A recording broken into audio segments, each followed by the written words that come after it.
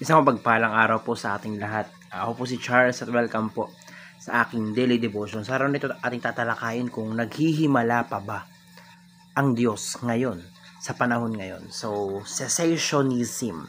So, yung cessationism or cessationist, ito yung mga tao na naniniwala nung natapos daw ang Biblia or nung namatay yung mga apostol, huminto na ang Panginoon sa paggawa ng miracle or sa pagbibigay ng miracle dito sa lupa. So yun yung sinasabing cessationist nung natapos na yung Biblia, nung natapos na yung New Testament, nung namatay na lahat ng mga apostol, sabi nila huminto na raw yung yung pagbibigay ng miracle ng Panginoon. So ating pag-aaral ngayon ng 1 Corinthians chapter 12 verse 7 to 11.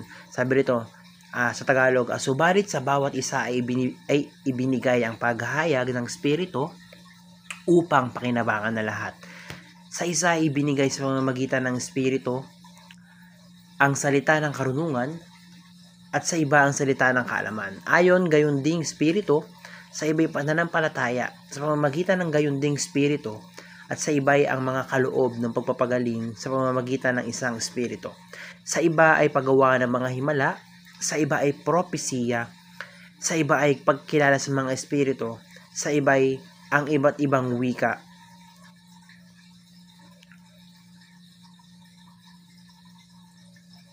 Lahat ng mga gawang ito at isa sa Espiritu. And sabi dito, and He distributes them to each one just as He determines. So punta tayo sa unang katuruan. Sabi dito, cessationism teaches that miracle, prophecies, and tongues cease after the apostolic era. So may mga tao na, may mga taong cessationist na naniniwala sila nung namatay na yung Panginoon, nung namatay na yung mga apostol, natapos na yung era ng mga apostol, ay tumigil na raw yung pagpapahayag ng miracles ng Panginoon. And naniniwala sila na kumbaga sapat na yung mga miracle na ginawa noon para patotohanan yung Biblia. So sa ikalawang teaching, sabi dito, cessationism helps balance extreme practices. So marami kasi mga tao ngayon, marami mga religious na lugar or marami mga pastor na sinasabi na naghihimala sila. May mga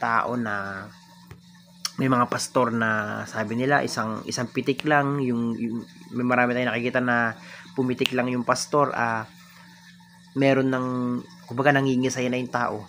Pumitik lang yung pastor, kung ano nawawala na yung kumbaga nagwawala na, ganoon, sumusuka na ng kung ano nanginginig na, nawawala na yung sa sarili, ganoon. So yung cessation, yung paniniwalang cessationism is ito yung nagbabalance sa atin, na nagkakaroon tayo ng thought na hindi totoo yan, hindi totoo yan, gawa lang yan ni ganto ni ganyan.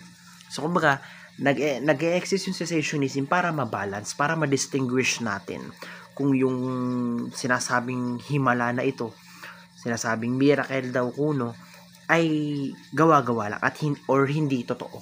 So sa ikatlong teaching, ang sabi nito, cessationism itself can be an extreme belief. So kumbaga yung pag sinabing cessationist ka or yung cessationism ka, naniniwala ka na tapos na yung mga miracle, kumbaga extreme belief yun na sinasabi mo, naniniwala ka tapos na yung mga miracle nung namatay yung mga apostol, wala na. So kumbaga maniniwala ka na kung ano man yung mga nangyayari or kung ano man yung mga sinasabi ng pastor or na kung sino na naghimala daw sila o ano-ano, hindi mo sila papaniwalaan kasi nga extreme belief yun na pinaniniwalaan mo na yun nga, nag-cease na, tumigil na yung mga himala. So it can be an extreme belief. So punta tayo sa unang application, paano ba natin ito may apply sa ating mga buhay. Sabi rito, do not put God inside the box. So sinasabi rito, mas maging open-minded tayo na marahil ngayon wala na tayong nakikitang literal na mirakulo, wala na tayong nakikitang literal na miracle na ginagawa ng tao na nakakabuhay ng patay, nakakapagpagaling ng may sakit, ganun. Pero kumbaga, hindi dahil, huwag nating isipin na hindi dahil wala ng himala. Hindi dahil wala ng miracle.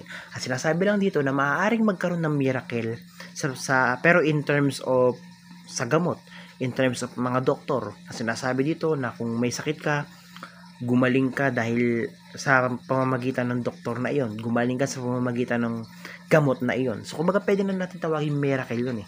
Pwede na natin tawagin mirakulo ng Panginoon yun eh. Yung ganung way or yung ganung instances. Kaya do not put God inside the box na maraming paraan or maraming way dito sa mundo para ituring na himala. Hindi lang basta isang click, hindi lang basta sinabi na in the name of Jesus mabubuhay ka, ganon. So kumbaga hindi lang yun yung basehan ng miracle. Pwede rin yung mga yun nga, pag nagkasakit ka, magkakaroon ng miracle dahil sa doktor, ginamot ka ng doktor. Nagkasakit ka, nagkaroon ng miracle dahil sa gamot, ginamot ka ng medicine, ganon. So sa ikalawang teaching application, sabi na to, pursue biblical view on miracle. So kumbaga dapat yung Biblia lang yung basehan natin ng mirakulo. Yung Biblia lang ang maging basehan natin kung ano nga ba yung mga miracle na maituturing dito sa mundo. Na yun nga, yes, nasa Biblia yung mga apostol, yung mga follower ni Jesus, nakapagpagaling sila, ganon. And hindi rin naman natin mapagkakaila or hindi rin naman natin masusure na wala ng taong ganon. Pwede rin, pwedeng hindi, pwede rin wala. So kumbaga, tingnan natin yung Biblia kung paano nga ba nangyayari yung mga miracles doon. And then yun yung gawin natin basehan kung miracle ba yun or kung miracle ba yung nangyaring ngayon. So sa ikatlong application, sabi na to, be cautious of modern day apostle and prophets. So maging cautious tayo, maging skeptical, maging mapanuri kung ito bang taong ito ay joke lang or gawa-gawa niya lang na nakagawa daw siya ng miracle, ganon, or totoo ba talaga na nagmilagro siya, ganon. So kumbaga maging cautious tayo, wag natin basta-basta paniwalaan na yung isang tao, yung isang pastor na nakapagpagaling daw siya, ganon. So yun, maging mapanuri tayo kung ano-ano yung mga paniniwalaan natin, kung ano-ano yung mga miracle na maituturing. So yun lamang po, napakaraming natutunan sa araw na ito. Glory to God.